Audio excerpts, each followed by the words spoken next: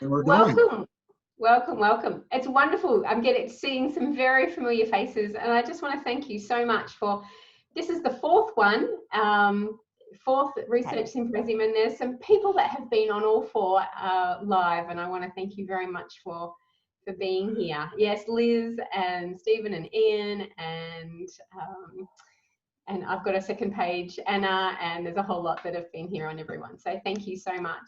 I'm still continued to be blown away that there is so much interest in postgraduate research in the area of spiritual direction, spirituality in Australia and the region. So it's wonderful, and I'd love to keep this community talking and sharing and engaging. So I've got the Facebook group, feel very free to go and engage there. And Bernie and I last week were having a chat about what would it look like if we did one or two more of these next year, just to keep the conversation going. And yeah, okay, so I'm getting some thumbs up. So welcome. We've got a really special morning this morning. Firstly, I want to sincerely thank my Australian Eastern Standard Daylight Saving Time people, because I didn't think daylight savings would start until the end of October, and it threw a spanner in the works last week when I realised Melbourne went on to daylight savings. So thank you so much for your flexibility in going. I would have left it, but our special guest today, Bayo, is in India, and it's already 5:30 in the morning, and it would have been 4:30, and I just couldn't do that to him. So, so thank you so much for that. So I want to, just before we start, we're going to start with a conversation with Bayo and Bernie, and I'll do some introductions. But just before I start, I wanted to just remind you, you've still got time to submit an article. So looking for articles between 5,000 to 6,000 words on spiritual direction without borders. So looking spirituality, spiritual direction, it'll be a peer-reviewed, published handbook by Spiritual Directors International, so it will look great on your article list. Let me know if you need any details. I have a submission guideline. Submissions are due at the end of January, so I've given you your whole Christmas holidays, because we probably won't be travelling anywhere, to write your article. And I would love some more. So I've had about 6 or 7 people, so I'm very excited. It's certainly looking good, but I'd love some more. The second handbook, had some great conversations with Bernie last week about what that's going to look like and how that's coming together. So if you've done a PhD, I'd love to hear from you, because I've got a very short survey of 5 questions, which is just what was the spark for the initial idea for your PhD, how you went about choosing your methodology, little descriptions. What I'm looking to do is to put together a collection of different ways in which you can put together a PhD. What are some of the more innovative ways? Even what are the ways that you would have loved, but you kind of weren't allowed to, which is what happened to me. I found this wonderful methodology and then was told I couldn't use it. Here is a place where you can share what you would have done with your wonderful methodology that you weren't allowed to use. And that's also, that's sort of got much more of a flexible timeline and things. But if you have done a PhD, would love to hear from you and your experience of how you approach things. So I'm going to quickly introduce Bernie, who is going to interview our guest speaker, Bayo, today. So Bernie, for those of you who, I'm pretty sure most people know Bernie. She's certainly a prominent figure in the Australian Spiritual Direction Network, currently running Cardia Formation, and she recently completed her PhD, which explores the contribution spiritual direction makes in Ignatian tradition and can make to leadership and organisational development. So that kind of corporate background. And now I would like to introduce Bayo, and they're going to have a conversation together. Bayo Akomolafe was born in 1983 to a Christian home in Western Nigeria. And after meeting with traditional healers in his young, late teens, early 20s, was it, Bayo? As part of his quest to understand trauma, mental well-being and healing in new ways, his deep questions and concerns for decolonised landscapes congealed into a life devoted to exploring the nuances of a magical world. too promiscuous to fit neatly into our fondest notions of it. He's a lecturer, speaker, creates an earth-wide project for the recalibration of our ability to respond to civilization crises. He runs a writing workshop, written several books, and we're absolutely delighted to welcome you into the Australian and regional spiritual direction community, Bayo. Really happy to have you here. Bayo spoke last year at the SDI Conference, and both Bernie and I thought he would just be a wonderful speaker to join the conversation. So Stephen, I forgot to ask before, are you able to put both of them on the screen in conversation? Is that possible? No, sorry. But what they will do is as soon as one starts speaking in response, they will see. So you'll be able to see them on the recording. Folks who want to change and toggle what they see can do it on their own computer up in the top right hand between the gallery and the featured speaker. Okay, wonderful. So should we start with you, Bernie? And hey, great. Thank you. I am so pleased to have the chance to do this. I can't believe I've been given this opportunity. When I heard you speak at the conference last year, every word you said just resonated in every fibre of my being. And I thought, oh my goodness, someone who knows what I'm thinking. So I feel really aligned with what you bring for us. And those that know me here will have heard me say, come and sit in the compost with me while we wait and see in witness. That's never really left me. But when I was browsing my Facebook page the other day and I saw this article that you put up about your experience in academia, I thought, oh my goodness, I didn't even think of you as a researcher or an academic, but of course you are. And in that article you wrote, while I was a younger academic pursuing a career in the gleaming ivory tower, I encountered the dark light of many shadows, most of which emanated from my almost pathological obstinacy and refusal to be bent into familiar shapes of intellectual conformity. I love it. I was always finding myself in some form of trouble or other. And I just wonder if you would be able to share with us some of your experience in navigating those narrow towers of academia and how you've ended up where you have. Well, good morning to everyone, and it's great to meet everyone and to be speaking with you, my dear sister Bernadette. Well, we have I don't know if it's true for everyone here or people who are listening, but PhD in Nigeria in the academic setting means pull him down or pull her down. I don't know if it works anywhere else, but it just tells you how backstabbing and how toxic and pathological it is to seek a doctorate degree. But it's not just the politics of it, it's the narrow scientism of it.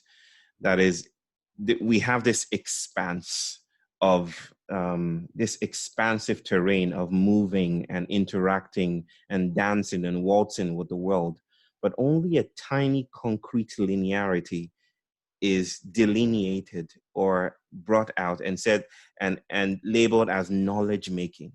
So it's like a delegitimization of all the ways that I would have preferred to be in the world, and then legitimization and a visibilization of just a very tiny space. And I experienced that in very profound ways from colleagues in my department insisting that qualitative research methodologies, which I wanted to adopt and I ended up adopting, is bunk, is rubbish, it's not real science. Bio, you shouldn't do that. I remember one, and I think I put this in my post. I remember one of my colleagues saying to me, this is a career-ending move. Don't do this. Because I had sworn off numbers. I felt the tyranny and hegemony of statistics. Someone needs to stand up to this thing. Why not just tell stories of people? Why not listen to people? But it was deemed unscientific. And if not scientific, it's rubbish. It's too artistic. I remember someone picking up my thesis and said, you write very well. And I felt, a good compliment. He says, you write so beautifully, but you see, you're not supposed to. If it's scientific, then it's not supposed to be so flowery. It's not supposed to be so poetic. And this is where I started. This is, of course, way into my realization that I was probably in the wrong place at the wrong time. Yeah. So we find in the field of spirituality and spiritual direction a very similar pushback. How can you create a methodology that explores spiritual experience? It's too private, it's too personal. What would you say to researchers who want to go this alternative route? What would you do to encourage them? Well, there are movements within the within research now, and people are asking new questions around. Of course, the hegemonic presence of quantitative research seems to have been temporarily held at bay by qualitative psychology or qualitative research methodologies. But even that is returning to a kind of positivistic truth-seeking dynamic. It's about finding the truth at the end, and I find that what that leaves in place is a very troubling human-centered research that situates us as researchers and the world just outside of us as the researched. So people are beginning to explore, well, not beginning, but have been exploring post-qualitative inquiry, which is very exciting to me. I think this is by Elizabeth St-Pierre. And the idea of post-qualitative research is the kind of inquiry that is instigated by a realization that we're not at the center of the world.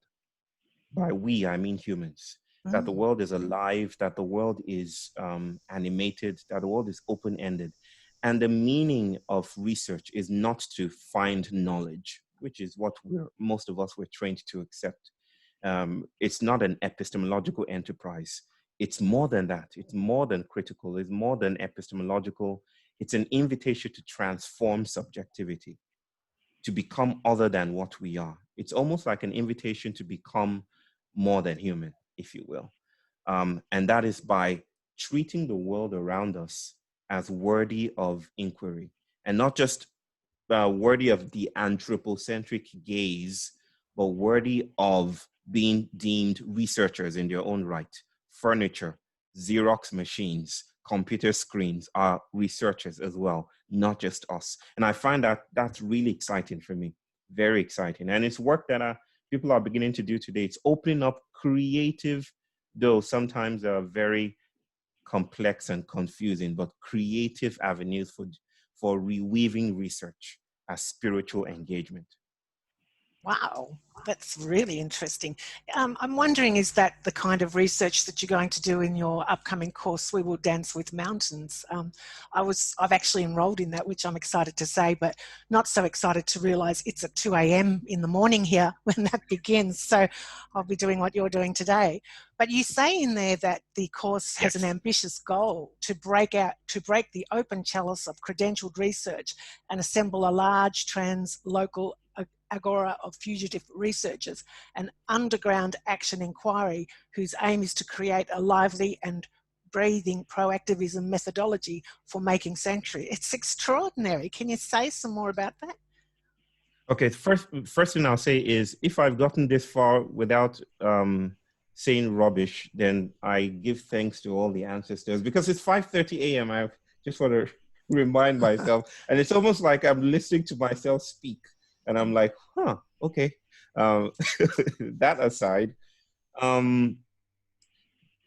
the framing of the course is premised on the idea that who gets to count as a researcher is a colonial political move. You know, it's the researcher has always been, of course, the removed subject that is gazing upon the world. And I feel that has also even been further limited to those who are privileged to go to a university context, or who gain PhDs or other forms of titles attached to their names.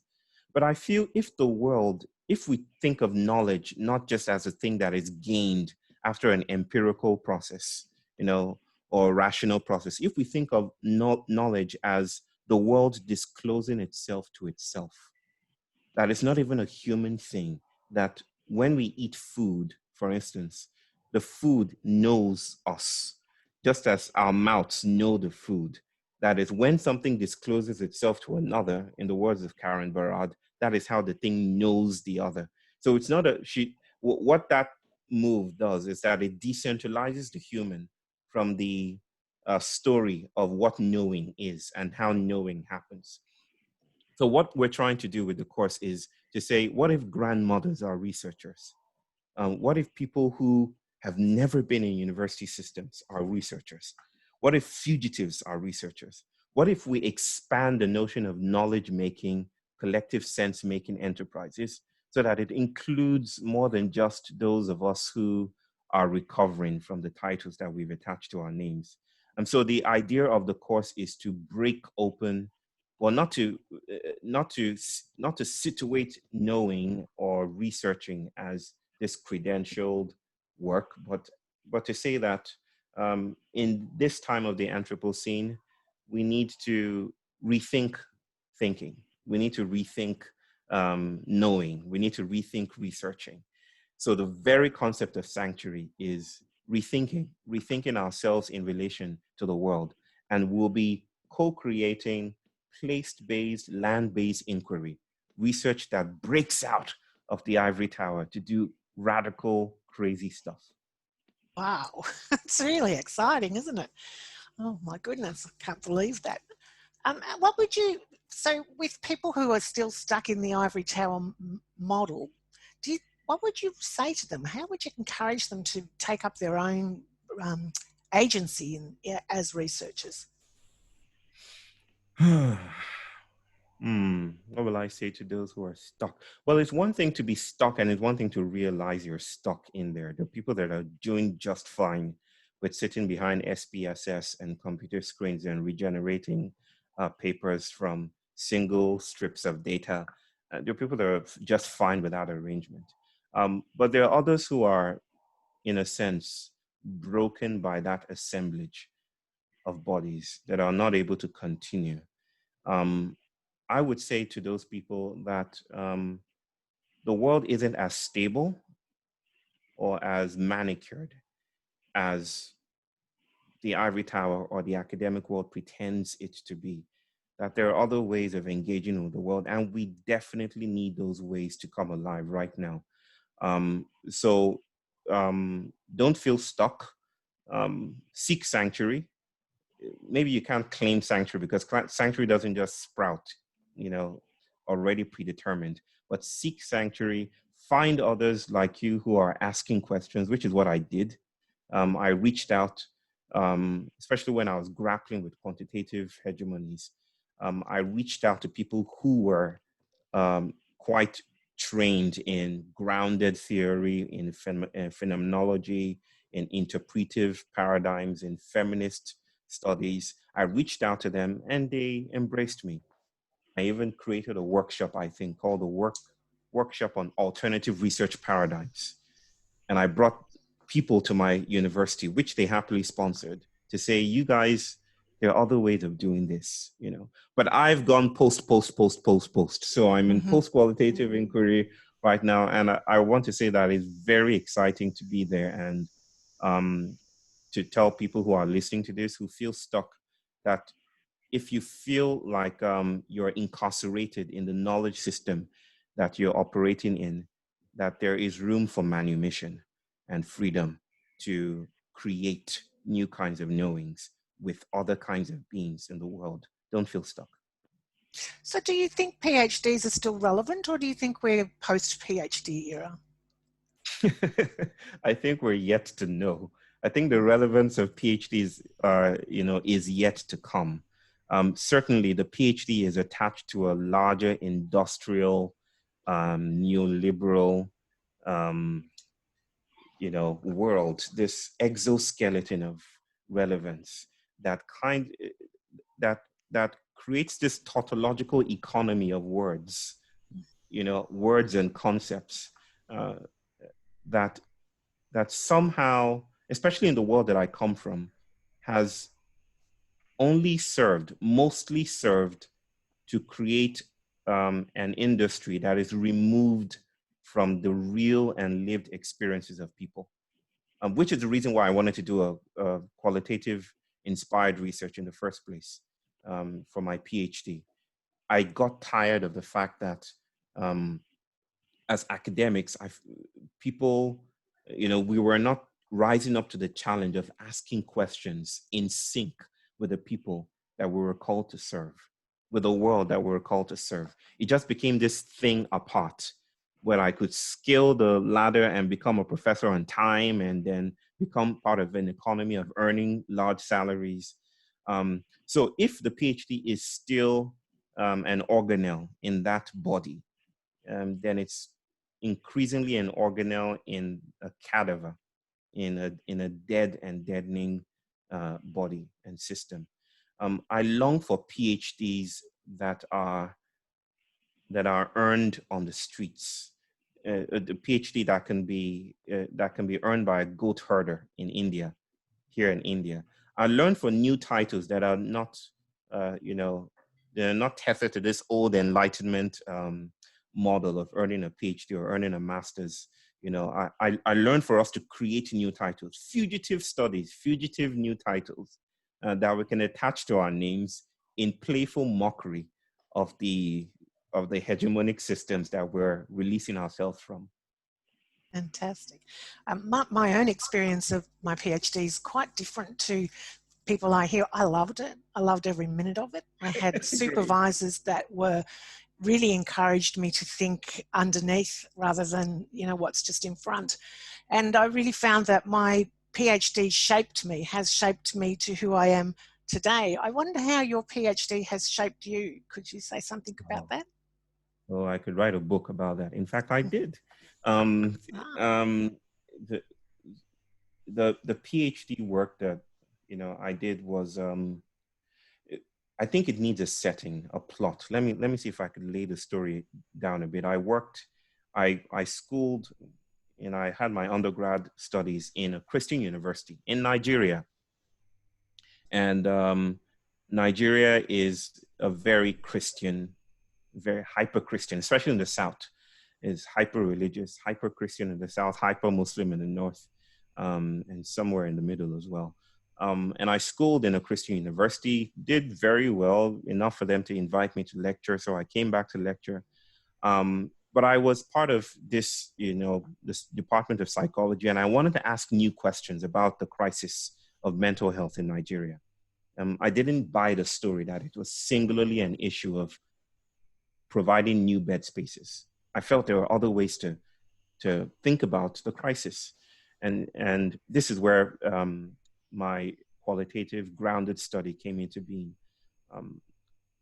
And that led me to sit with Yoruba healers, the underground spiritual actors and agents that had,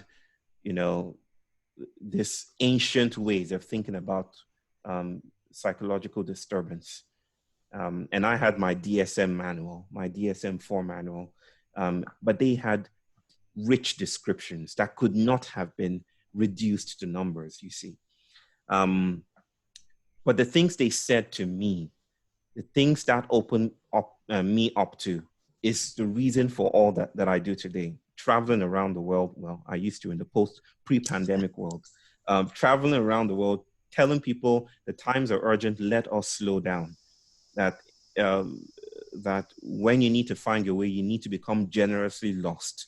Most of these things that I say were found in that space, treasures in that space of sitting with people I would never have sat with if I decided to just stay with the narrow linearity of research making. It has changed me, yeah. It's the reason I'm here in India as well. And that invitation to slow down has certainly come very thick and fast here in Australia with the pandemic and the shutdown. What are you noticing about the slowing down, Bayo, because of the pandemic even? Well, there's a time that the world kicks back. in the famous words of Karen Barad, we believed that we are in control, that we are the prime agents of change, we're the lords of the realm. Yeah. And in so doing, we have created systems, institutions, ways of being in the world that is problematic and troubling, ecologically devastating. And that is connected by some means of entanglement with how the pandemic materializes. So the fact that something infinitesimally small as a virus is able to topple empires, and economies is a powerful testament to the vitality and animism of the world, the material vitality of the world. And I think that in itself has become room for pause. A prime example of that is how we're asking questions about schooling in India. Like my wife and I, when we met each other, part of our dating was to quickly arrive at the realization that we didn't want to school our children. She was also an academic and we met in the same institution. And we just decided if we're going to have kids, no school. We're going to work with them as if they were researchers. We're going to become children in our researching with them in a Deleuzian, way, so to speak. But here in India, after the pandemic hit, everyone is now beginning to ask about schooling, as if for the first time. It becomes something radically new that 2 national dailies interviewed my wife. So what do you do with kids when they're not at school? It's awkward for parents across India. What do you do with kids at home? How do you enhance productivity? And we laugh at these reporters' questions because it presumes that children are lazy, they don't do anything except we put them in the family way, except we put them in factory schooling models. What we would like to tell them and what we've always told them is what we're trying to do is actually slow down our child's productivity. She's too prolific. She craps everything, she cuts papers and she creates things, stories, and pastes it everywhere. We're actually trying to slow her down. And so this is what people are beginning to ask, new questions. It's almost as if we've become fugitive from the world, or as if the world has become fugitive from us. It has withdrawn its endorsement of stability.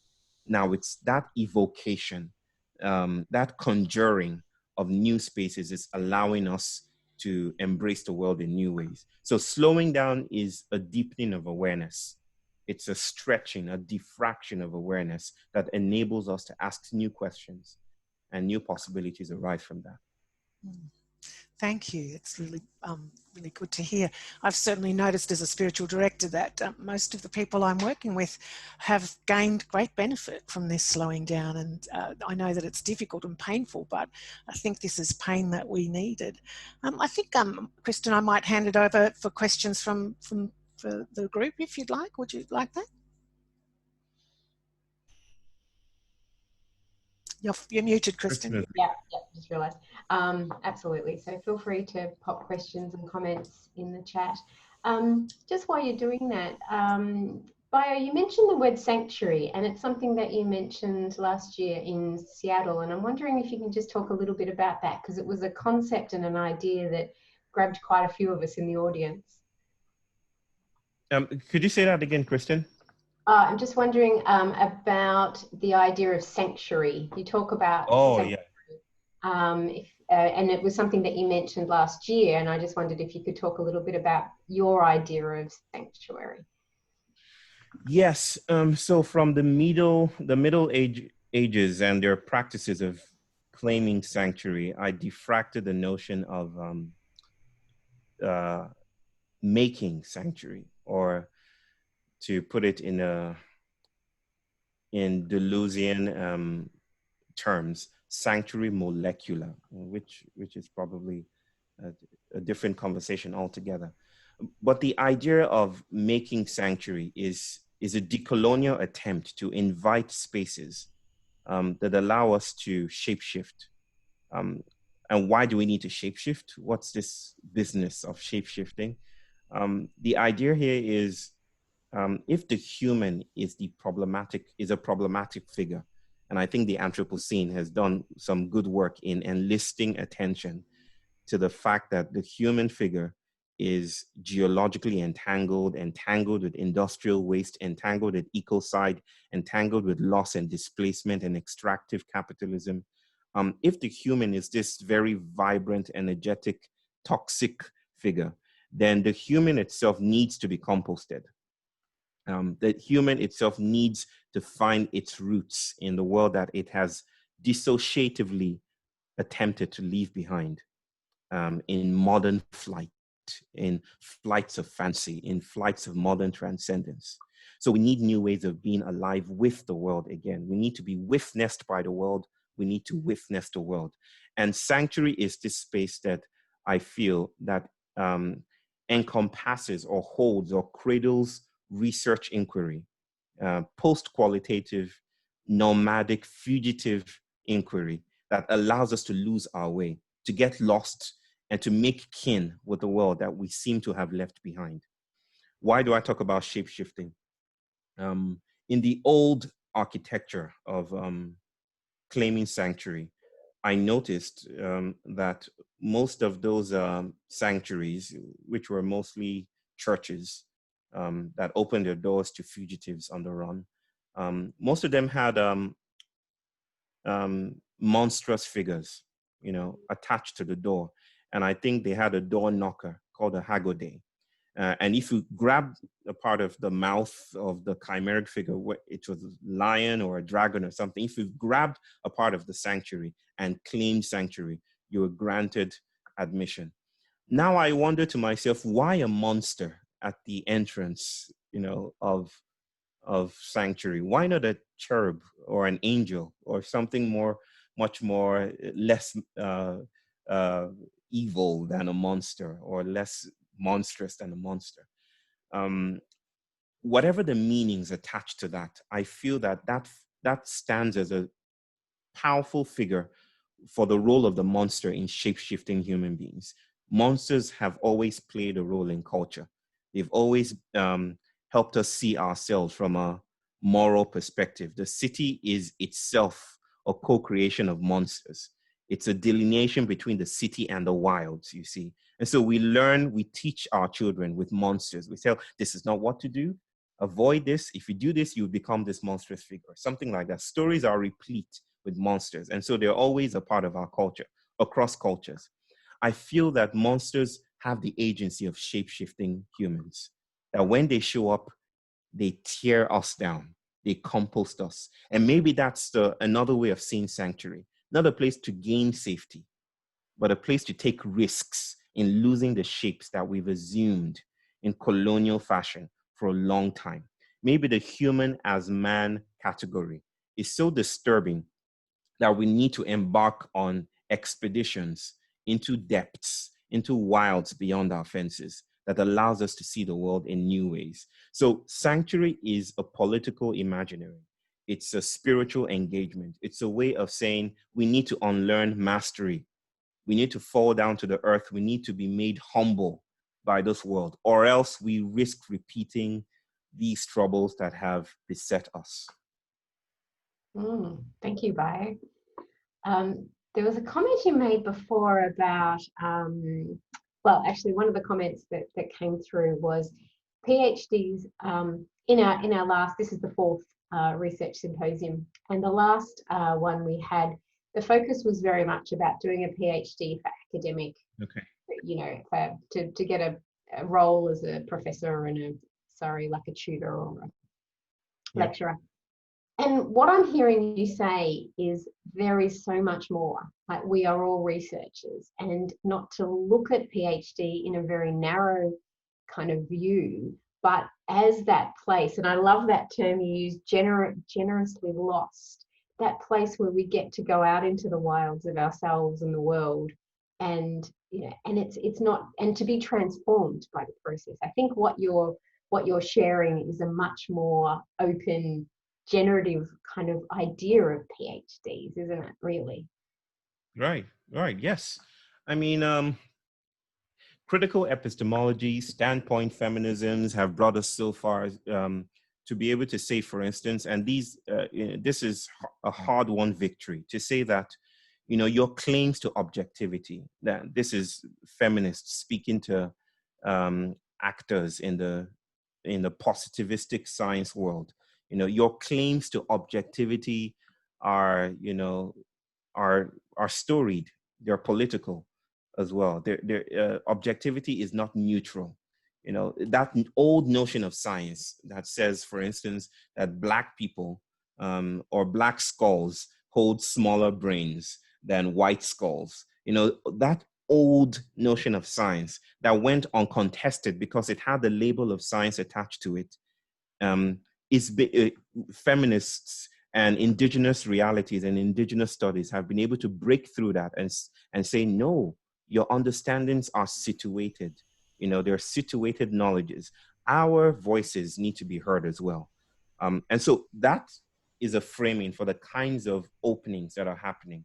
But I think we even need to go further than just those critical approaches. I think we need to address the very notion of how the academic world produces knowledge itself and the occlusions and exclusions that happen in the production of knowledge in certain ways. For instance, grandmothers in Africa, you know, maybe they don't sit in classrooms, maybe they carry water from rivers, or maybe they cook food, you know, for large numbers of people.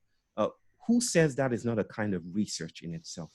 Who says that is not inquiry with place? Maybe it doesn't become produced as data or become textualized as a thesis.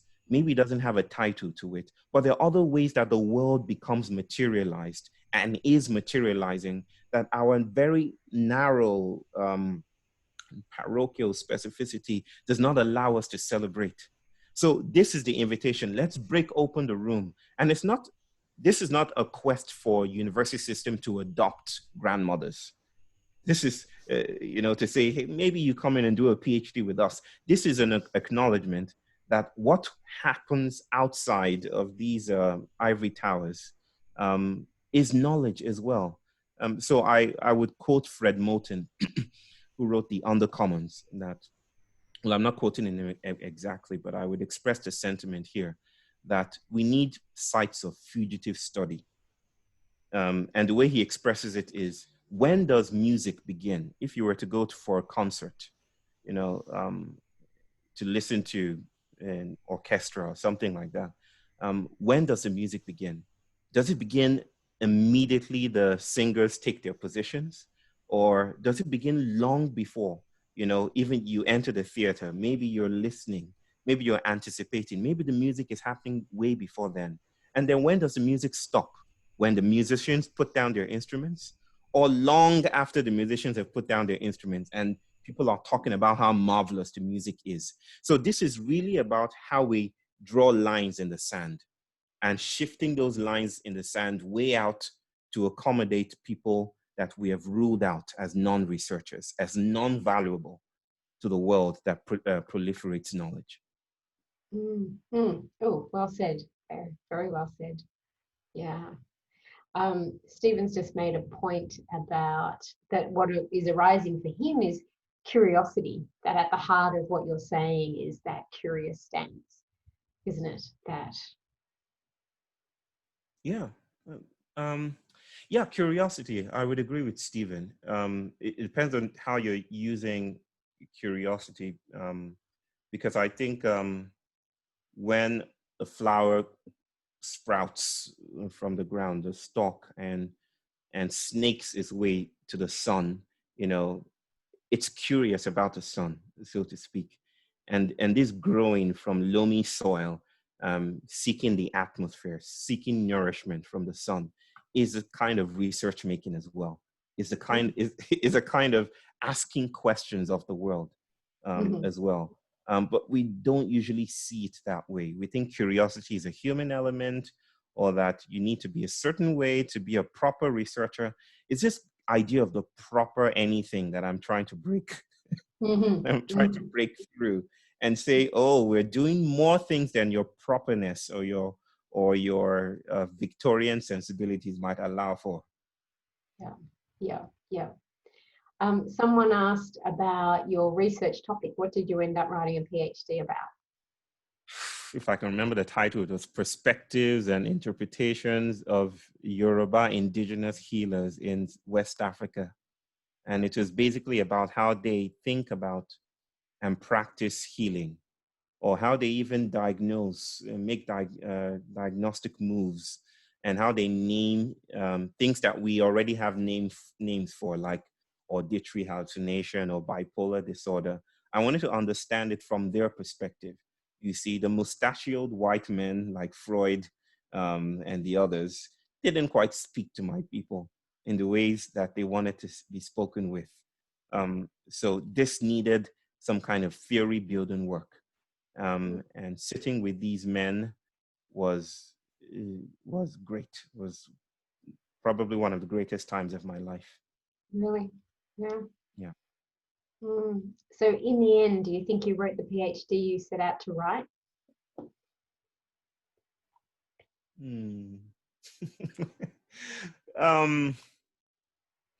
Well, one of the Yoruba healers, one of the healers that I spoke with, made fun of the church that founded the university where I was teaching and conducting my PhD in. He said that, oh, one of your pastors comes here. Many people from your church come from your university. The church was almost indistinguishable from the university, right? It was in the same compound. This is the church. They built a university next to it. And that's why I learned and studied and grew up. And so this man is from the shadows, basically, with a horn in Christian imagination, not different from the devil himself, is literally saying, your people come to me for help.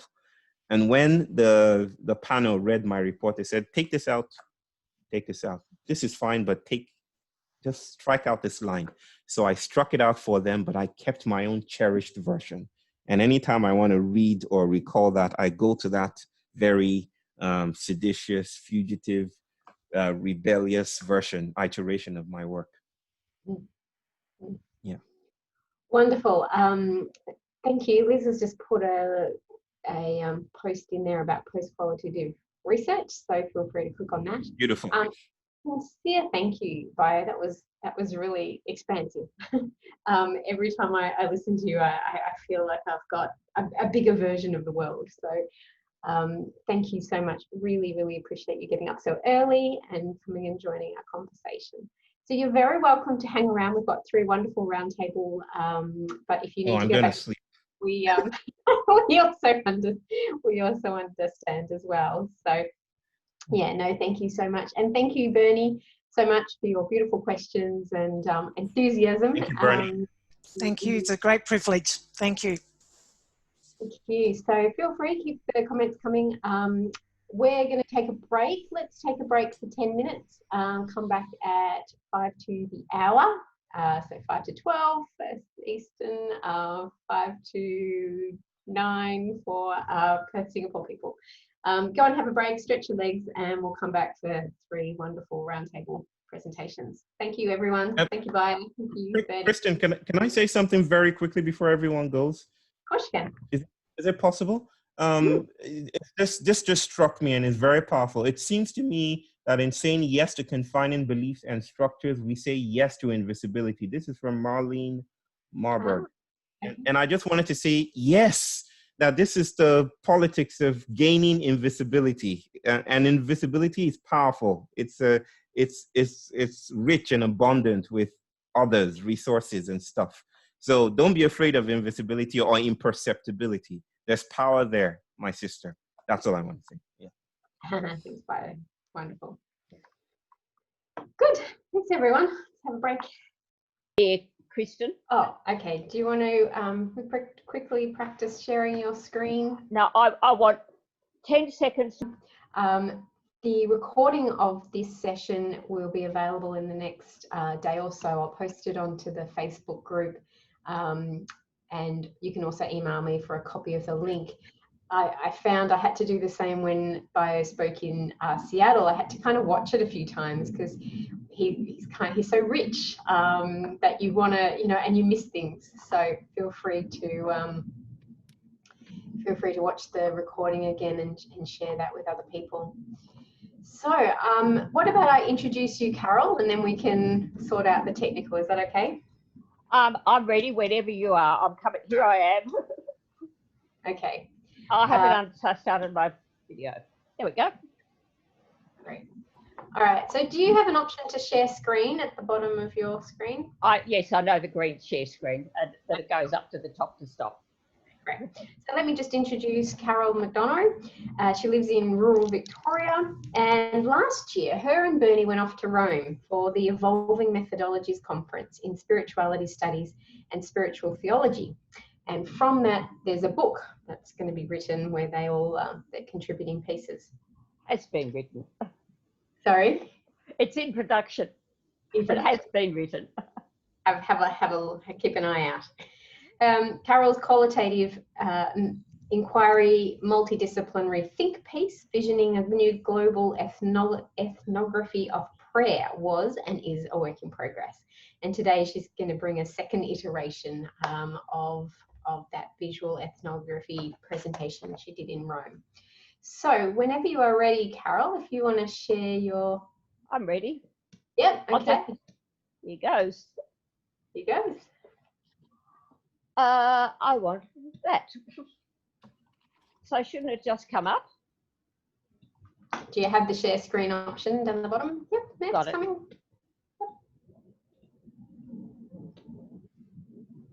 There we go. Beautiful. Here we go. Over to you. Thank you. I would like to invite all of us to acknowledge country in all our countries. The Indigenous people of Australia, when they re-enter their country that they have left, acknowledge country, their spiritual home.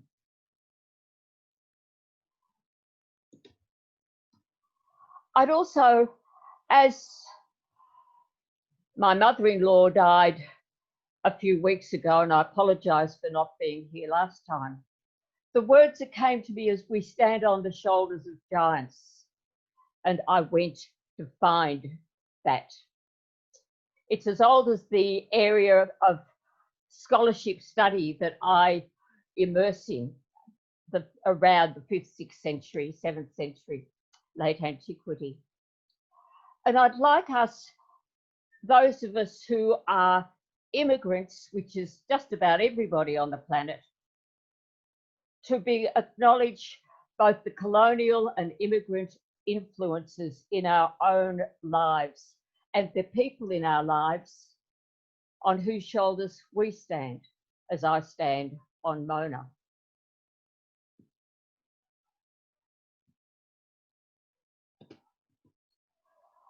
And so I took to Rome and presented immediately after Bernie in the ethnography session, Cultural Portraits of Prayer, towards an inquiry about spiritual practices. And you will see the title shift as I go through this presentation. So this was Rome, the Evolving Methodologies Conference. And so the layers and strands that make up today are not only that visual presentation and all of my life before that, which includes a strong immersion in the natural world. But a year later, we're all living in a changing world because of pandemic. And today is whatever the present moment is. It's a work in progress. It's my Rome visual ethnography. And I use the word myself, composted inside my non-knowing knowing. It's being modified. It's a review process that I thank you people that presenting today has drawn me into. Going back to the homepage of the conference, that my background, we were challenged, and I found it both constricting and inspiring this statement from a professor of the Gregorian Institute in Naples, Gregorian University, Catholic. We have the unique and rare opportunity to encounter and be faced with worldwide themes. We sure do. He encouraged everyone to take up the tools of research to propose themes that can help spiritual theology and spiritual studies to go forward in a time of great changes. And he said, we have a responsibility before the scientific community to progress in the way of science. There have been great changes in a year. And I really struggled with that last sentence, thinking about that illuminated Italy that birthed St. Francis of Assisi, that birthed the Renaissance, that birthed really a lot of the cognitive approach to science of the present time.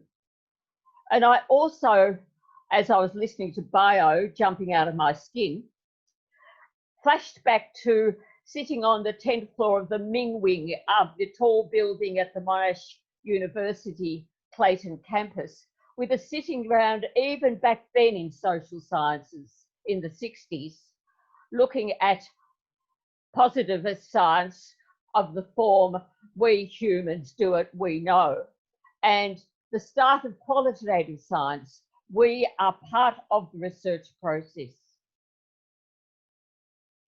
So I struggled with that as I looked at how do I be, as a white Western Australian woman hopping across the globe, to present inside a culture which has influenced my culture, but is not my culture.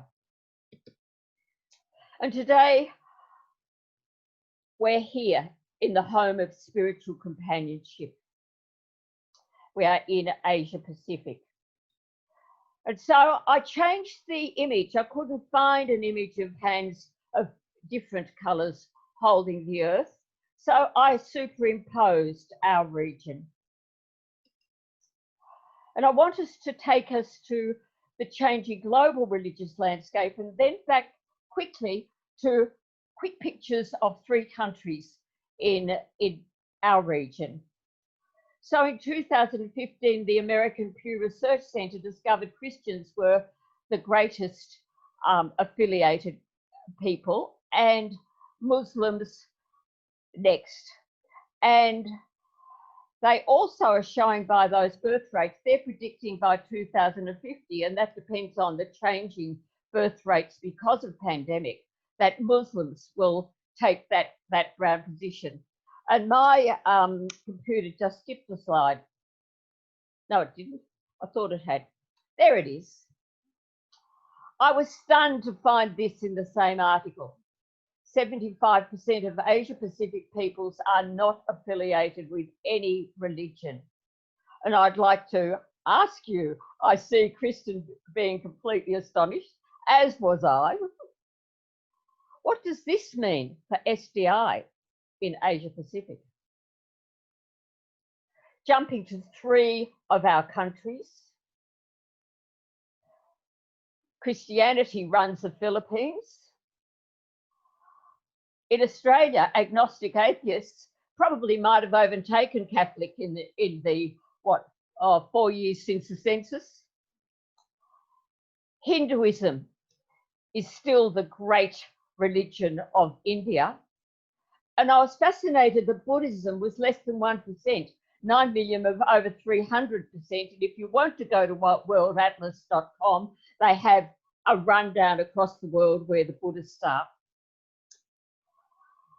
And while we are in India, I thank Bishop Philip Huggins, who is online, who is the, I don't know, president chair or something of the Australian Centre for Christianity and Culture, who welcomed Bishop George Kouroulos of the Syrian Orthodox Church in India. In his perception, the ecumenical challenges facing just Christianity, and I can't speak to other religions, a moral bankruptcy of corruption and a lack of accountability, intellectual bankruptcy, a lack of visionary ideas, and prophetic bankruptcy, a lack of prophetic courage. I'm challenged. I'm sometimes challenged by this man, a refugee since age 5. And when he was asked about coronavirus only 3 weeks ago, now this pandemic is very serious, very sad. We're just so afraid. That's not useful. We must attack it. Specialists, scientists, doctors, I very much appreciate. If the problem can be overcome, then no need to worry. Make effort to overcome. Let us listen also to what Bayo said.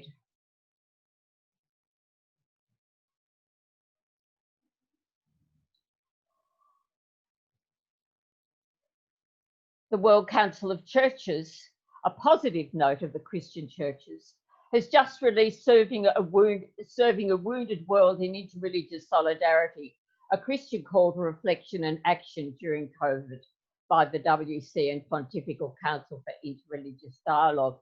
It's a great document.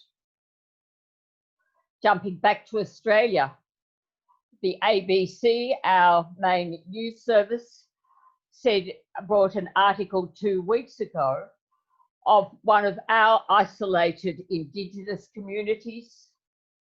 There were many statements by the leaders of that communities and about how the people had fled in panic.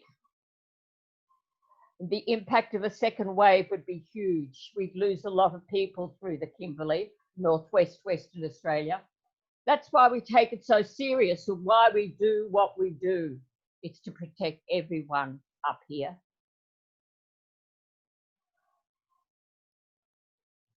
And in April, His Holiness Pope Francis asked, is coronavirus pandemic nature's response to the climate crisis?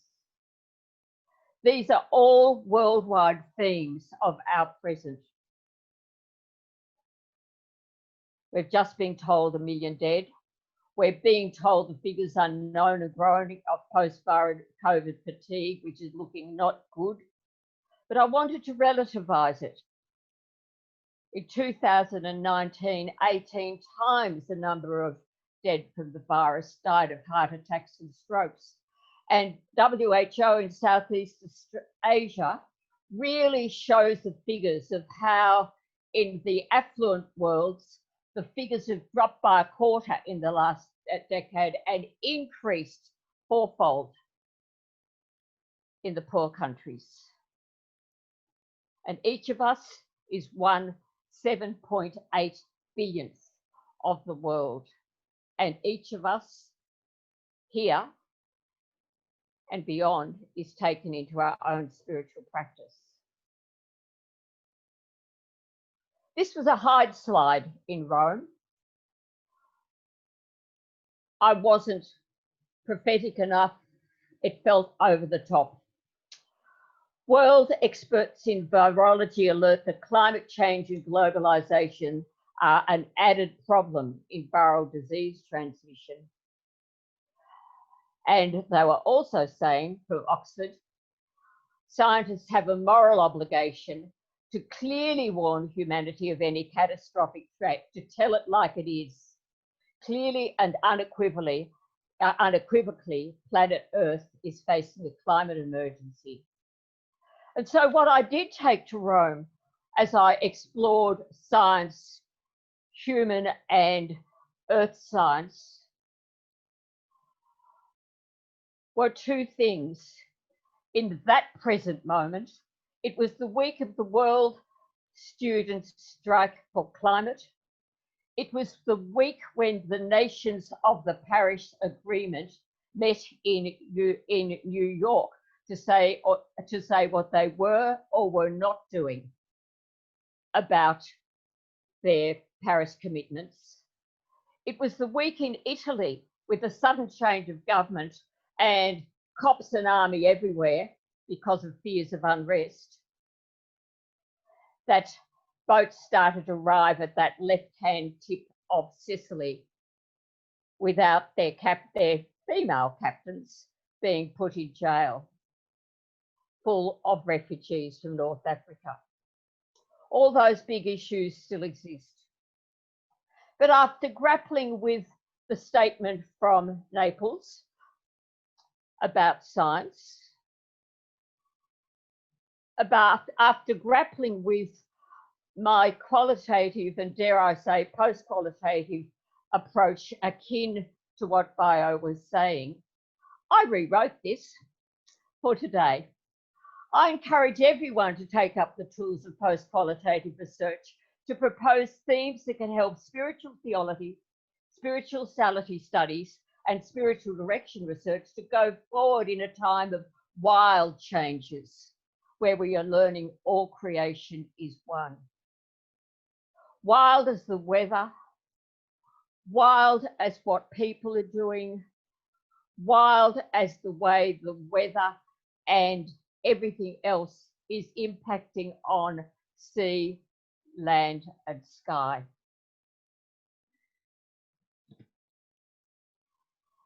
And so, into those contexts, as I did in Rome, and the contexts expanded and deepened and made even more scary in some ways, there is hope. And I brought prayer. Those of you who know me, I quote Bernie's words from before, know that prayer of ordinary hidden people, prayer of people sitting in whatever their spiritual practice and lineage, that is where I wonder. I want to know, how are we strengthening this world? Do other people? And so I took a lot of slides on foundations and formalization of practice to Rome. They're hidden here, except this bit. I took us to St. Catherine's Monastery in Egypt. It's below the T to I in that tooth-looking bit of Egypt. And that purple bit there in the 7th century was the remains of the Roman Empire, the eastern part. And those yellow and green bits on the right, they were about in the next 50 years to take over most of those purple bits. And at St. Catherine's was a hermit of over 40 years who'd been dragged into becoming the abbot. And the neighbouring abbot had said, quick, please write down what spiritual practice is, what the knowledge is. And a lot of his knowledge had come from below that sea or around that sea in the western desert of Egypt, in the practices that have been handed on from St. Anthony through the 2nd and 3rd generation, written down in the 3rd generation, and that he'd been immersed in. So in his disrupted world, he wrote, prayer by reason of its action upholds the world. I met those words only in May, partway through preparing for Rome.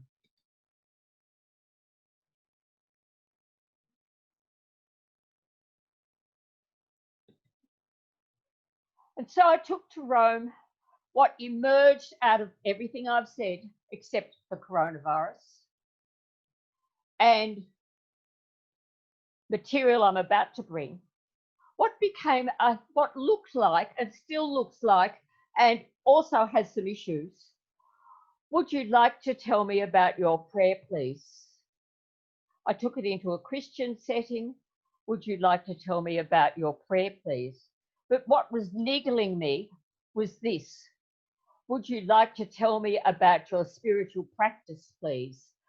Being aware that humankind for millennia has been drawn into all sorts of ways of spiritual practice, whatever it means to each person, to each collective and culture of people. One of the resources that assisted me to both be steady and to focus as I was getting past science was qualitative inquiry, which has fed me this journal for a couple of decades. And I wanted to bring it, some of it's about. It transcends disciplinary, racial, gender and national boundaries, as does SDI.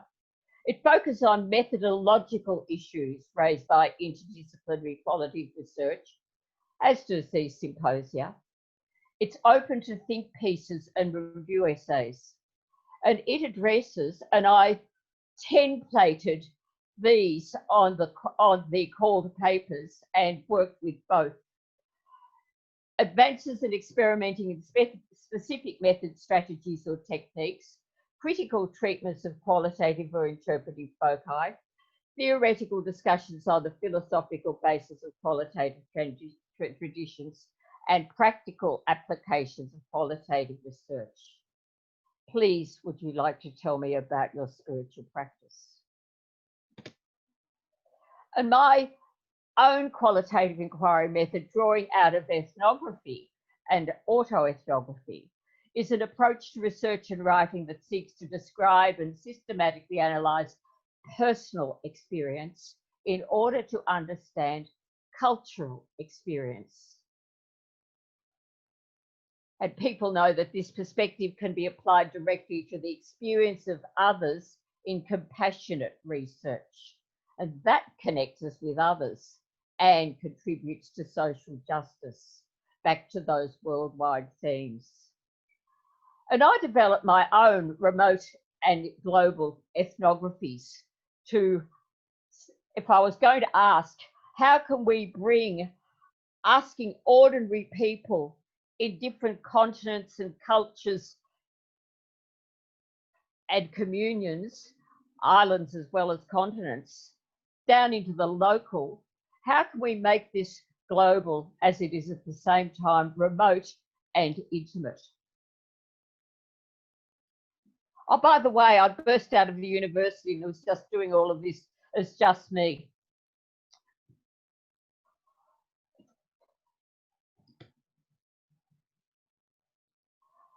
But I also wanted to know what qualitative is. And so I went back to the philosophers, and I hope I can read this as if I took that over the other side, I'd be able to read things better. Can I pick it up? I can't. Qualia is what humans subjectively, I can't read it. Hang about. Not working. I hope you got some of that. Can I go back? Da, da, da, da.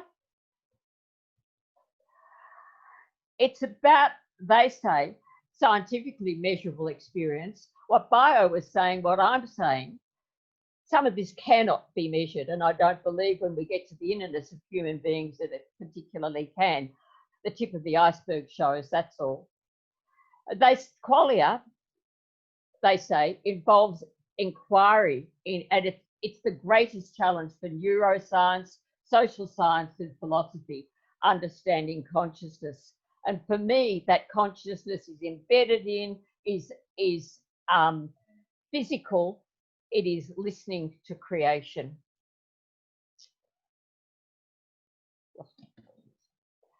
Very, very quickly, here's just a fraction of me exploring consciousness as I tried to weave theory and method. So back to evocative autoethnography, and somebody else said it's about doing things with words. And somebody else said it's a human sciences methodology and a way of self-reflective personal and social life. I'd drink to that. Kristen, in one of her pieces, said that she found a theorist partway through her PhD, and she said, why did I miss that? Kristen, I missed searching 2 words, ethnography, silence. There's a whole literature out there I've found in the last few weeks. I found it through Christine Hine, Professor of Surrey University. I found it through a very recent think piece on the silence of the Internet of Things in smart homes and how that affects relational dynamics. But 2 years before that, she had written, and I missed it, Putting Things into Words, Ethnographic Description and the Silence of the Social. The silence of the social. There's a whole literature relating the silence of the individual and of the social that I'm only just touching. It's about emotion, it's about trauma, and it's about prayer and spiritual practice. This was a hide slide in Rome. That felt over the top to bring everyday connections between online and offline, even though for me, living roughly 3 hours a day in silence for some years, online, offline has been really important. And Bernie, I want to thank you and I want to thank Marlene for the first retreat that for me was international and showed me that it isn't only imagining others and constructing community through local online initiatives.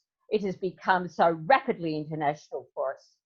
I'm not going here for research, but maybe one of you might like to think about it. How might these 2020 everywhere, everyday, online, offline connections relate to exploring cultural portraits of spiritual practice? And so as we have a responsibility before the scientific community to progress in the way of this expanded look at science that Bayo has told us so well. Even so, I've been looking at the sequence of scientific attempts to explain the phenomena of religion, including the phenomena of consciousness and evolution of spiritual practice, asking how are scientists understanding wild consciousness? What are implications for social sciences, spirituality, theology, and interdisciplinary research? I repressed a whole lot of that for Rome. That's okay. I'm saying some of it now.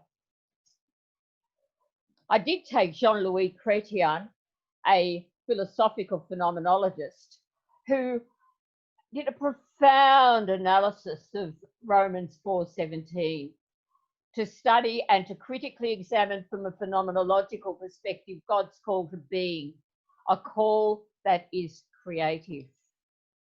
I did find a conference proceedings from 2005, and one of its articles, The Sociology of Knowledge, the Social Identity Approach in the Cognitive Science of Religion, by its lead author, Petri Luominen. He tells us the cognitive approach can contribute by providing scientifically, he was seeing it in the broad way we've been saying, scientifically tested information and systematically formulated theories about the functions of the mind. And I found neurotheology, how science can enlighten us about spirituality. Back. My literature review went to Reverend Dr. Alan Niven as I was doing his human research methodology subject in first semester. I went free in second semester. I was also studying aesthetic theology in the Coptic tradition, which is where I came across Prayer Upholds the World. But Alan Niven alerted to me the idea of theology coming from experience, from lived experience, is often forgotten when we use the very valuable resources of the social sciences. Let's not forget them. So what does all this point to? Not mine. Sarah Stalk tells us there's still considerable room for discussion to develop clarity and breadth around the meaning of sensitive research and how we researchers and participants in research are impacted by research. And then we went to Rome. Don't know about you, Bernie, I was sitting alongside you, but my mouth was hitting my knees as Mary Frolick gave the keynote address. Because she said for me, And I said myself 2 days later when I presented that she had named for me what I had been groping towards, that my method is contemplative.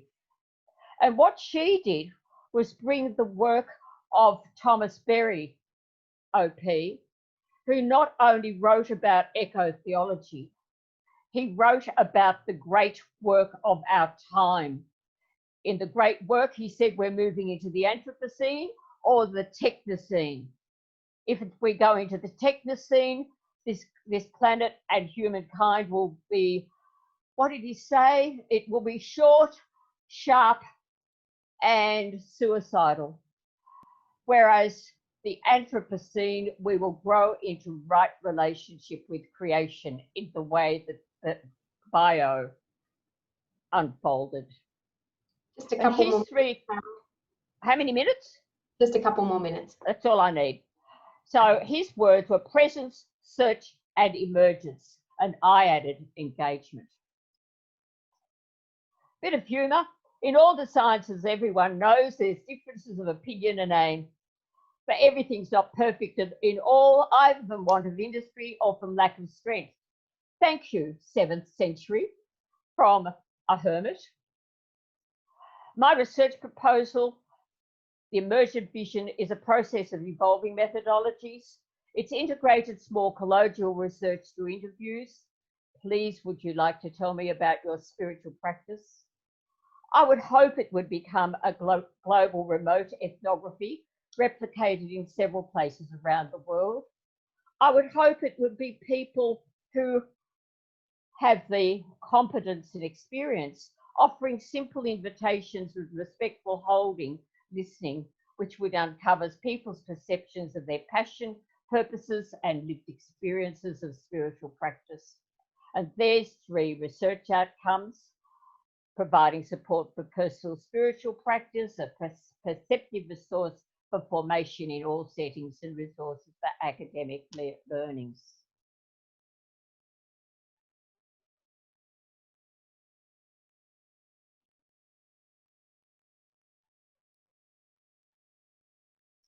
As we be still in the silence, as you gaze at people at prayer around the world in different practices, what do you see?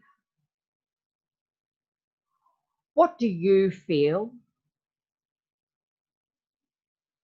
As I stop sharing, some of you might like to, a few of you, unmute and share. What did you see? What did you feel?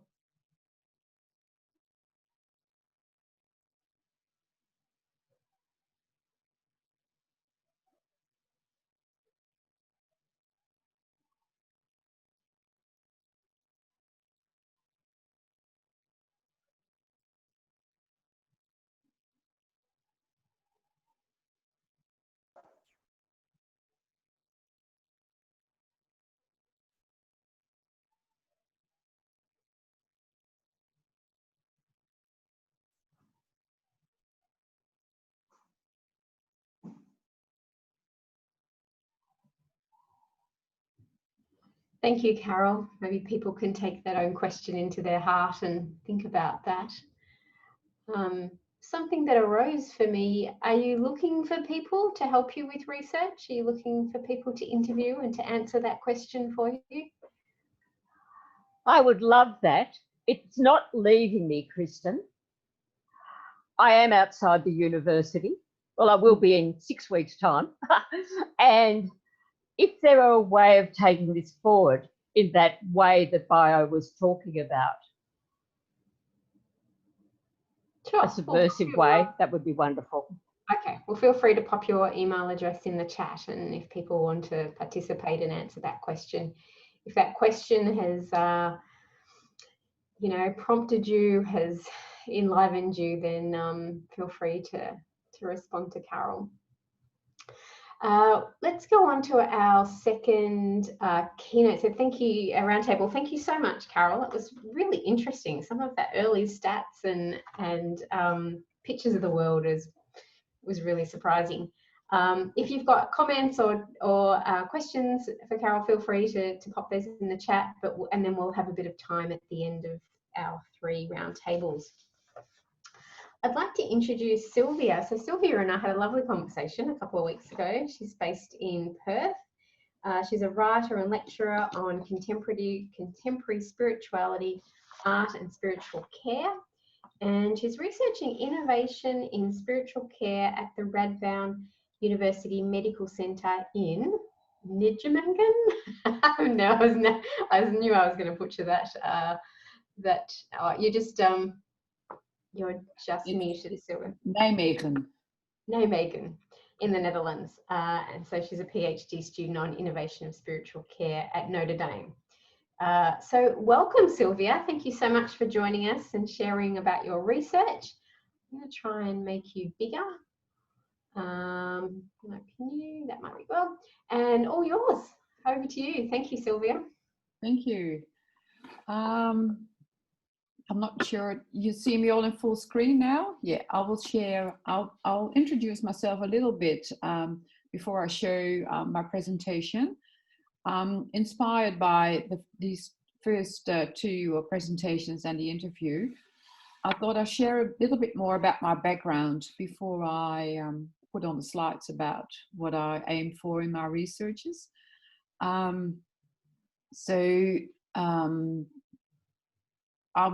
immigrated to Australia 3 years ago now this month, and so that's been a major shift. And in the beginning of this year, my New Year's resolution was to slow down, because for many years I've been just living on the edge and just keep going and surviving. So I thought it's time to slow down a bit.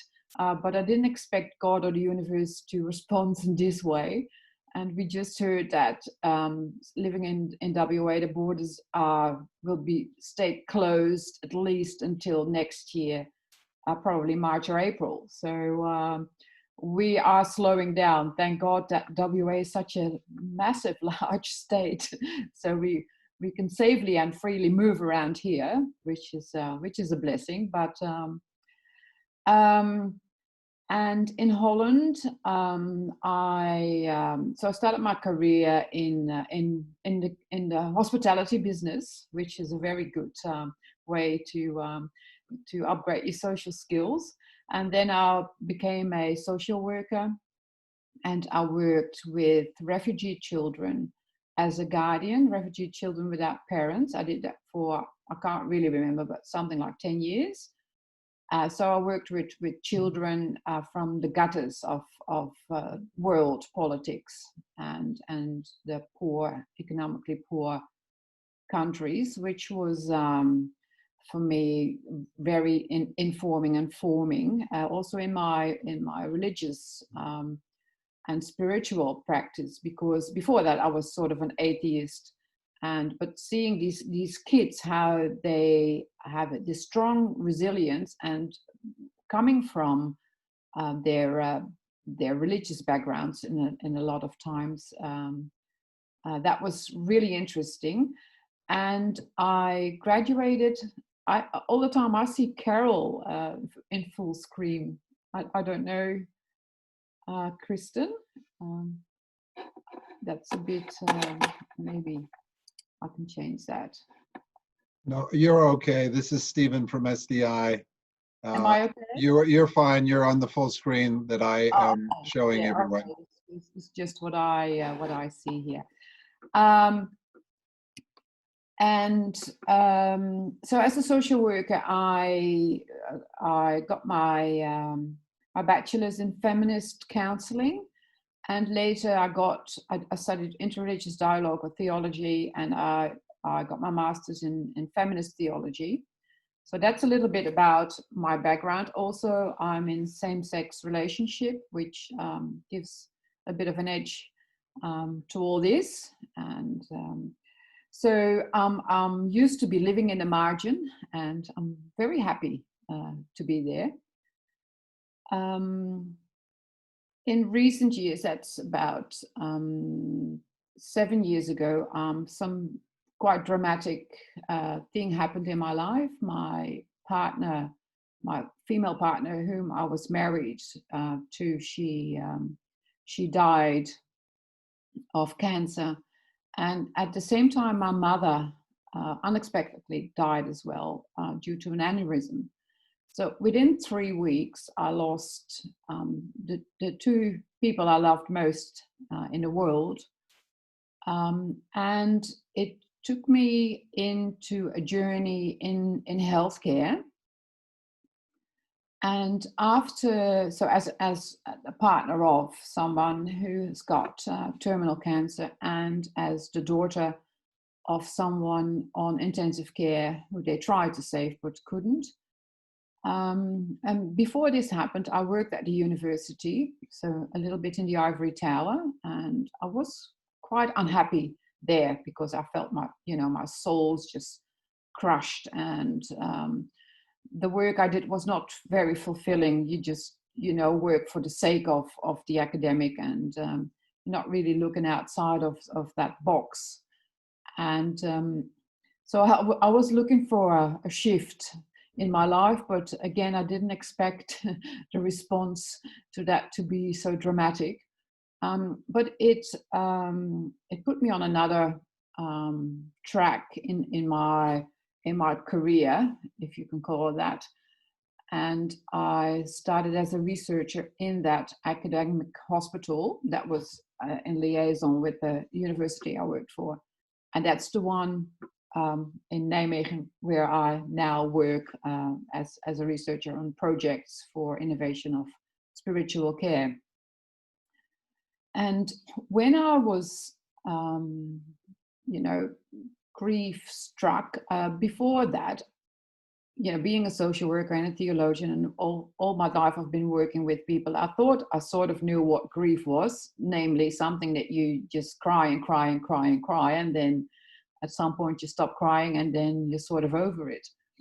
And so I just didn't know how big grief is and how much it affects every single molecule in your body and your soul and your mind, and all your relationships change, and your relationship with God changes, and it's just such a massive impact. So all these life experiences I'm putting into my work now and into the PhD that I hope to be starting. A little bit more about that is that I'm trying to enroll in Notre Dame Fremantle, but there's a lot of big problems there at the moment. People are lecturers are very scared they will be made redundant, and the research director just been fired, and so I really don't know what will happen there, but my aim still is to enroll, and one of my supervisors hopefully will be one in Sydney. She is a palliative care doctor, and one supervisor here in Fremantle, she is into theology and art, and another supervisor is my current employer in Holland, so who's my boss, but we can work very well together. So technically I thought I was enrolled, but now I'm not, so we'll see what happens there. It's all the effects of coronavirus, and it's nothing within my power, but I'm sort of getting used to all that, and just sit with it and try, keep working, and trust the universe and the process, and that's my spiritual practice. When I was deeply grieving, that was even before my wife died, because it was inevitable that was going to happen. I've been an artist also since my mid-20s, expressing myself in paintings and collage and a bit of photography. And while I was going through these big life-changing events, I found myself really grabbing art. So going to museums or listening to music or watch a real good film, or I couldn't read. And after, I couldn't paint at that time, but after my wife and my mum died, I made a series of grief works, and I did workshops with them, and I exhibited. And so I found myself sort of drawing life from art. And much to my surprise, I also really dug into philosophy and philosophy of art and theology, so the real brain stuff. So those two were the deeper sources that gave me, they not only helped me to survive, but to try and make sense of it all. So really for meaning making. And I feel by philosophy and theology, and I'm a systematic theologian, by doing that kind of work, and with the nourishment of art, and the art made it possible for me to connect with those most deeper emotions, not just to tears, but the deeper, that transformation that goes inside of you or through you and beyond me. So this is where I started to understand the true meaning of spiritual transformation. So before all this happened, I did quite a long training in spiritual direction with the Akamalafi in Holland, and I feel that life has given me the degree in it now, because this is, a spiritual transformation. I now know what it is and what it really means. So all these experiences I brought with me when I came to WA, and the reason why I came to live in Australia is simple and a bit boring, but it was love. So God has been very generous that I found a new, really big love, and I'm so grateful for that. Also because I was 49 when I was widowed and orphaned, so that's a little bit too young to sit on the couch and let life pass by. So here I am. And as soon as I was allowed to work in Australia, so after half a year after I came, I got a job as a casual chaplain in the Children's Hospital in Perth, and in King Edward's Hospital, which is a women and newborn hospital. And I recently left that job for different reasons, but I worked there with parents and children who are immensely suffering. And that's in a children's hospital. And in King Edward's, I worked with women with gynecological oncology, and parents who lose their little babies, post-natal, or they have to I can't find a word, finish the pregnancy. So my daily job was, again, to be in deep grief. Now, here we go to my, this is a bit of the background, why I come to this research. And now I'll share the screen.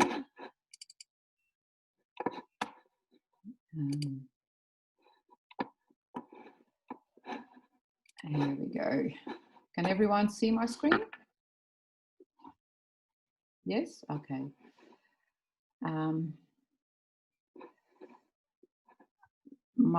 So this all added up into a PhD I want to do, and it's about care of the soul, transformation of self, and visual art.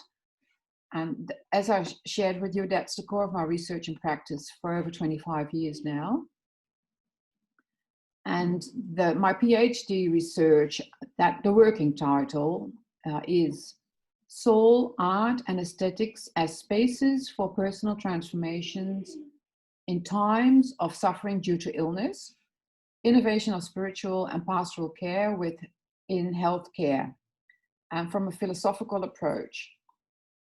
Now, what basically I want to do is to focus on, firstly, a transformation and innovation of spiritual care, because in my practice, in my life practice and in my work practice as a chaplain and researcher in the hospital in Holland, with that research in Holland is for healthcare professionals. And every time I run into the problem that secular people or healthcare professionals, but also more and more people within the patients and the parents I met who are younger, they just don't get that idea that we have within chaplaincy of what spirituality is. It's just something that's not within their vocabulary, and there is a kind of spiritual illiteracy, if you want to call it that way, and to grasp what we are trying to talk about. So what I want to do, that's one half of my PhD research, is to look if soul would be a better word or space or concept instead of spiritual care. So care of the soul. And I might be totally wrong, but I want to give it a go, because I feel we're just sort of, we might be just pulling, a dead horse, trying to get this spiritual care going worldwide. What we might, I don't know, we might have the wrong concept or word. And I'm very happy to waste a couple of years of my time in trying to find the answer. Maybe I'm wrong. It's fine. I just have to follow this my sort of a gut feeling or intuition, but also informed by my life and my work practice and experience. Then on the other side, I want to see in which way we can make more use or functional of art within spiritual care or soul care within hospital settings. So we can not only communicate better with patients, but art gives us also a possibility to not just communicate, but to be in communion, so we are in a relation with each other. And I'm talking about the relation between a healthcare professional, including chaplains and health chaplains and spiritual care people, counselors, but also healthcare professionals like doctors or specialist nursing and all those people. Just a couple more minutes, Sylvia. Yes, thank you. And so those are the two bigger topics, and I want to use them to innovate spiritual care, basically. That's my aim. But I want to do that in a philosophical way. I don't want to do it empirically, because I'm doing the PhD. I hope, of course, it'll bear fruit, but I'm doing it for myself, just to sharpen my understanding and to nourish my curiosity. And hopefully it'll add something to the body of knowledge. I liked what Bayo said. For me, doing this PhD is an invitation to transform subjectivity. And so I would like to end with that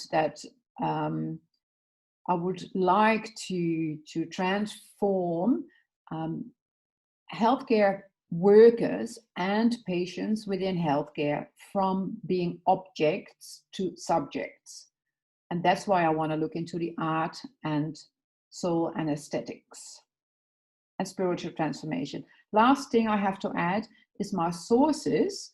So the philosophical sources are, some of you will know Thomas Merton, and another one is Etty Hillesum. She is a Dutch young Jewish woman who got killed in Auschwitz. And I use 3 artists. One is Georgia O'Keeffe. The other one is Charlotte Salomons. She's also a young Jewish woman who got killed. And the third one is Marina Abramovich. She's still alive and as an artist and a deep soul person. So those are my sources. That was it. Thank you very much. Oh, thank you, Sylvia. Thank you for such an honest and raw sharing of what led you to the PhD journey. I'm always fascinated with what is it? What's that spark? What is that leads people to such a huge undertaking of a PhD, and to have that shared and witnessed is beautiful. So thank you so much, Sylvia. I really appreciate your honesty and vulnerability and sharing your story. Thanks for listening. And if you've got any questions, feel free to send questions to Sylvia in the chat. I'm conscious of time. We've got one more round table with Cathie. If you need to leave, please do so. You can listen to the recording, which we'll post in the next couple of days. But I'd like to now introduce Cathie. Now, if you were here last research symposium, you will have met Cathie because she participated in our 3MT. She's currently living in Margaret River, so we've got a lovely WA presence today with Sylvia and some other Anna and Stephen who are also on the call. She's currently on a leave of absence from ministry as a Uniting Church minister to complete her PhD. She's a trained spiritual director with Dayspring, which is a Perth-based formation program, and now part of the teaching staff for the Spiritual Direction Formation Program. So I would like to, first I've got to find Cathie sometimes, which is, there you are. There you are. Let me pin you. Hang on. Let's spotlight. Unpin you, remove spotlight from you. Okay, and are you muted or unmuted? No, we can hear. You can hear me? Yeah, I've got a slightly funny audio, but Yes. Okay. I'll just make sure my microphone's behaving. It looks like it is. Is that better? it's got a funny sort of echo. Maybe just mute and unmute yourself, Cathie. Sort of. Is that any better? Slightly strange. Go ahead. We can. Well, I'm sure we can understand. So. You sure? Okay. Well, I thought today that I would just tell some stories about the research that I'm doing.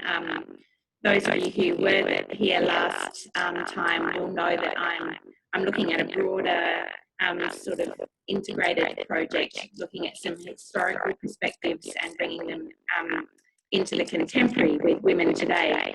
But today I want to just share some stories around the experiences I'm having speaking with 13 women from around Australia about their understandings of or experiences of what it's like for them to be on the edge of the church. And I haven't really defined that term. I've let it be a self-defined thing from the women that they have defined that they consider themselves to be on the edge of the church.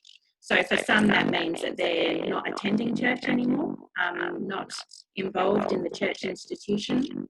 And for others, they are still attending, but they are on the fringes of those communities. So I've titled my presentation, Too Tight Shoes. And so and this has come from one of the stories of the women. So I've been using pseudonyms for all of the women. So this is who I'm calling Alice. Alice, when she was describing her relationship with the church, said being part of the church felt like a pair of shoes that were too tight. And this metaphor sort of came up again and again with other women.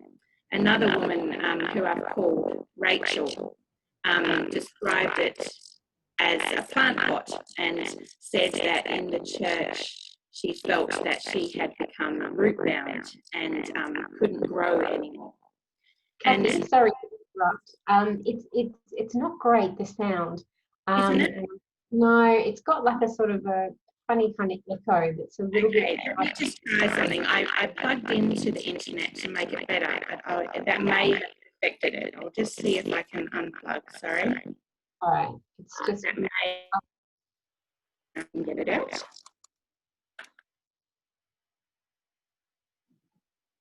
Might be a second. Sorry, I'm fiddling with machinery that I don't know. That's okay.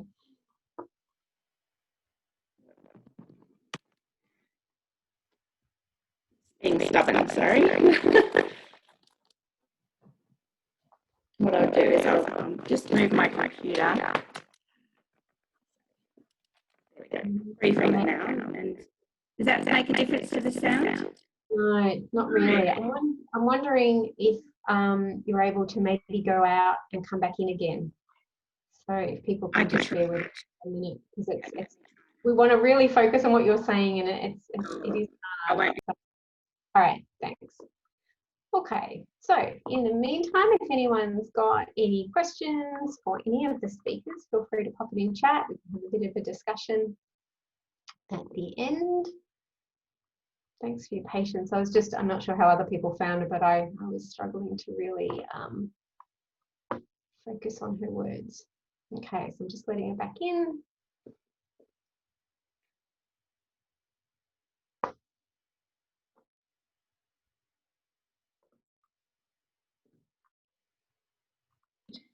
Is that any better at all? Oh, much better. Yay. Oh, good. Yeah, that's good. something must have happened. Sorry about that.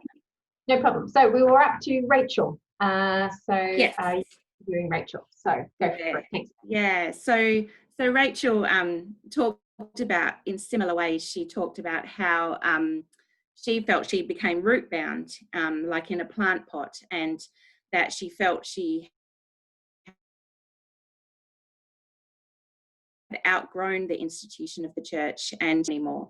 So this whole thing of not fitting or outgrowing the church has become sort of a theme that I'm looking at with these 13 women I'm talking to. And there have been some common sort of signposts on that journey that have led the women to get to this point. And one of those is education.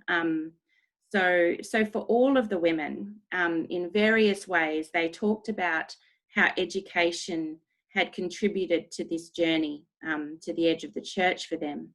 And for some, that was formal education. So it was doing a theology degree or something similar, or a spiritual direction formation program. So for some, it was a formal thing. And others, it was just reading, finding books that sort of broke them out of the box a bit, broke them out of the mold, or attending workshops with speakers who had a different perspective. And so, for example, one of the women who I've called Helen, she went to a workshop that was run by a person, an Australian theologian who's more progressive, and she came out of that workshop and said, I just can't unhear what I've just heard. And it's like it transformed her life and changed everything. And she says it blew her world apart. So everything, all her understandings of God and our faith life and who we are in that just got turned on their head, and she had to rethink all of that. Another woman who'd grown up in, I guess, quite a conservative background, where women were not allowed in any leadership role at all. She went to a Bible college course, you know, that's always used to justify why women shouldn't speak, was talked about. And she was there, she said, with her pencil ready to take notes furiously, and this person didn't say what she thought they were going to say, and it turned her whole world apart, and all of a sudden felt a calling to preaching, and really changed things. So education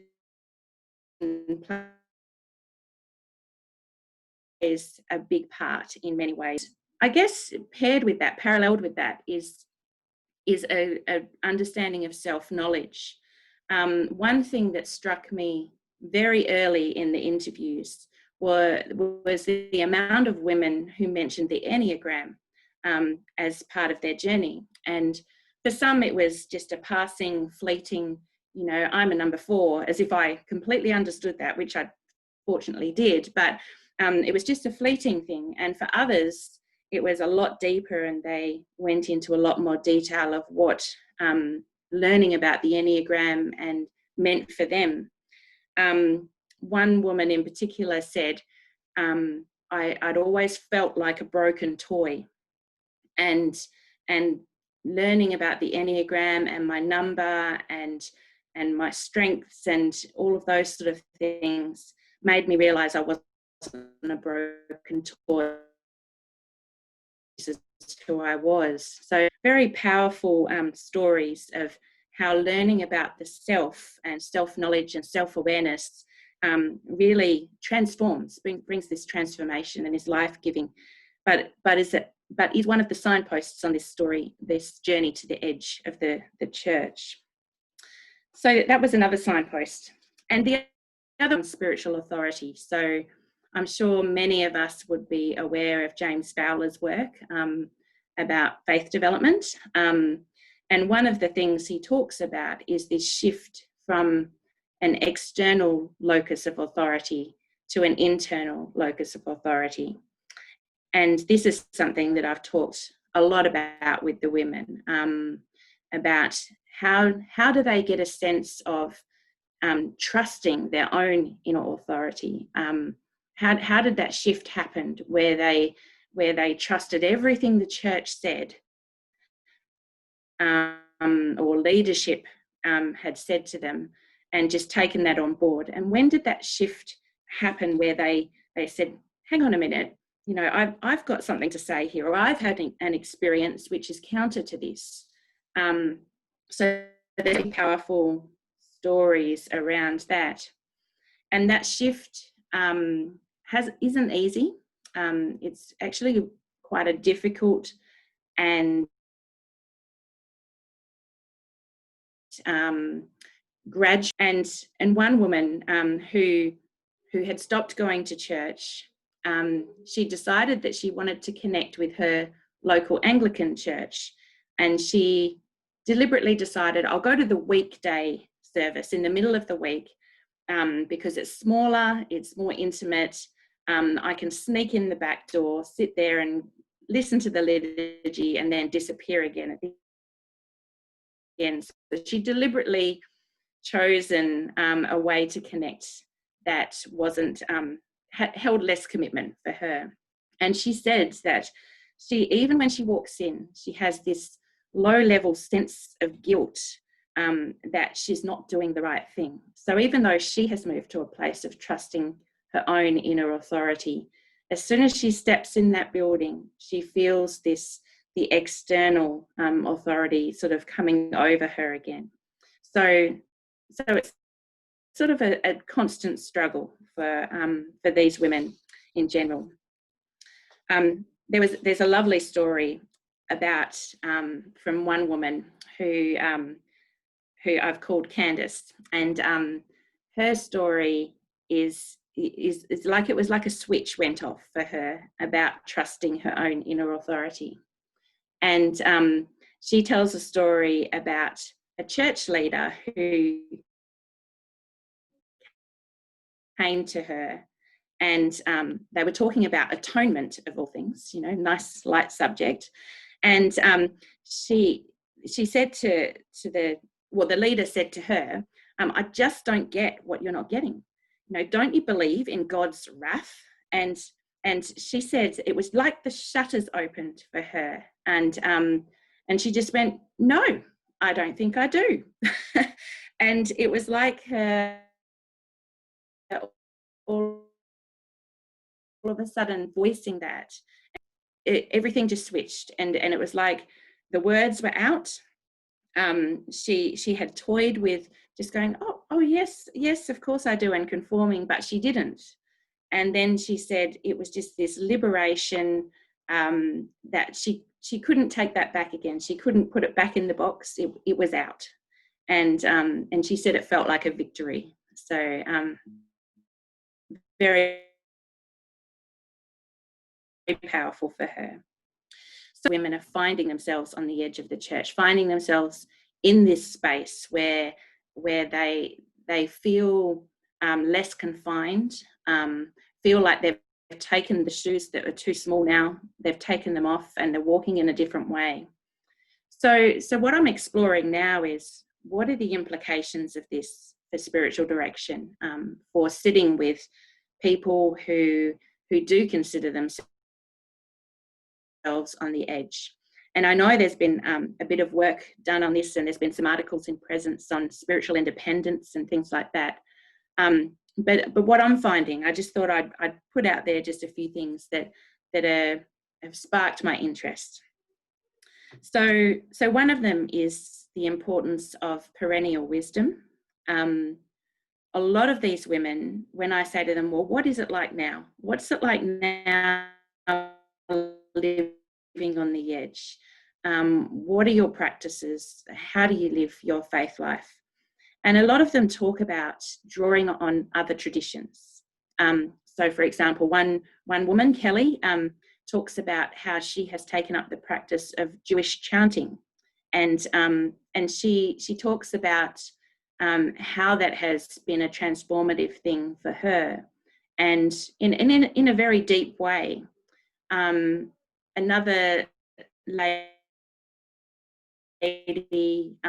has engaged more with Buddhist tradition, and has gone into trying to learn, the Buddhist way and what that means in her life. So, and there's lots of other examples I could tell you about as well. But what I've found is that these women are not just like picking like at a smorgasbord. They're not just taking bits that appeal to them or seem lovely. They're actually going into it in a lot more depth and wanting to know the context that these practices and traditions come from, so that they can understand them in more depth and I guess more properly in their context, so that they can apply them to their own lives. So for me, that as a spiritual director, that's a challenge, because I think that I need to, even if I'm not engaging in these different practices myself, I need to be aware of them. I need to read widely so that I have at least a little knowledge of the different things that are out there. So when I sit with these people, it's not completely foreign to me when they talk about them. Another one which may seem obvious is a lot of these women are turning to the contemplative way of life. They are tired of words. Part of their criticism of church is that there's too many words and it's too noisy. Give me some silence, put me out in the middle of the bush and let me sit and be quiet and still. So for a lot of them, worship in its traditional way has become tiresome for many of them. And they're finding their solace, their presence with God in very different ways now. And a lot of it's tied to nature. Another thing that I'm interested in is how these women find a new voice and a new language to speak about their faith life. And I find there is like a chrysalis sort of time for them, a time when they can't find the words. They don't have the words, and there is a silence. And during that time, they may continue to conform to the church traditions and still remain involved, because it's like things are forming inside them. They haven't quite found that voice or the language that they need to express what's actually happening in that inner world. And it takes a lot of confidence and courage as well for them to actually air and bring out that new voice. So one of my underpinning things that I'm using in my research is Nell Morton's phrase, hearing to speech, which I think speaks a lot into what we do in spiritual direction, that we provide this space,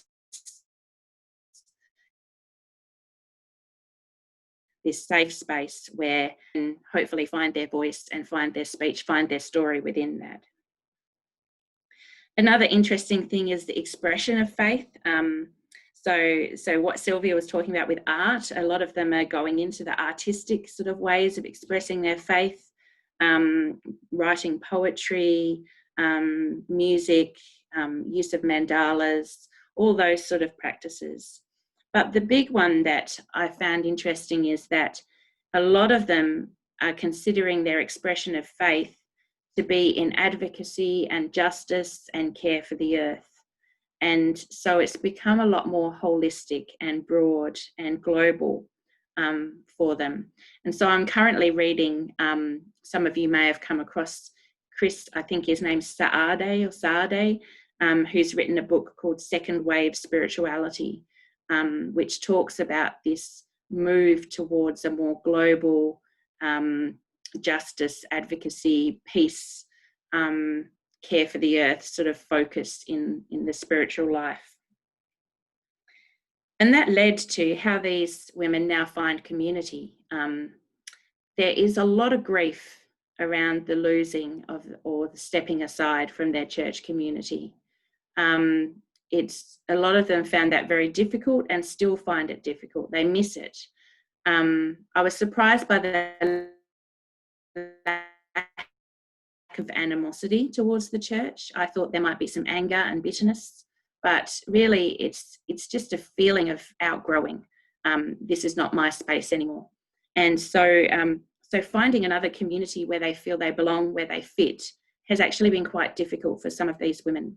And it's been found in very different and diverse ways. One woman talked about a running group that she's part of, which she finds quite contemplative and very supportive. And she said that has become a bit like her church now. She goes running with these women and they decide whether they're going to run in silence or whether they're going to talk. And I'm not sure how you talk when you run, but anyway, that's just me. But yeah, they're finding different ways and different communities to connect with. And interestingly, some of the women who haven't found that, their first question is, how have the other women, where have they found it? Tell me where these communities are that I can be part of. So there's a real desire for community amongst these people who find themselves on the edge. And the last thing that I'm exploring that I wanted to share with you just briefly is about the whole idea of conformity. I'm reading a lot at the moment because these women are talking about not fitting in the church anymore or outgrowing the church. I'm reading about how churches value conformity and how, we talk about faith formation, discipleship formation. And formation sort of indicates that there is a mold, a pattern, something that you're forming people into, which in some places might be quite limiting and hopefully in other places it's more liberating. But it does have this sense of we're forming you to fit a mold. And these women are saying, I don't fit that mold anymore. I've outgrown that. I don't want to be part of that mold anymore. I'm finding my own way of being. So yeah, this whole idea of conformity and what does the church community do with voices of dissent when people do speak up and say, no, that's not how it is for me. What do church communities do with that? And so I'm sort of exploring this whole idea of spiritual direction being a space where the voices of dissent can be heard, where these women can talk about how they're outside the mold, outside the box, and it's okay. So it's all still a work in progress, and I've still got a lot of work to do. And as some of you heard last time, I've got to bring the beguines into that as well. So it's all tied in. But I'm finding it fascinating list applications for spiritual direction might be from that. So thank you very much for listening. Wonderful. Thank you, Cathie. It's fantastic to hear about your research. And you touched on something Bernie and I had a conversation about, is when spiritual directors come to the research question. And because we come with gifts and skills and a certain way of seeing the world.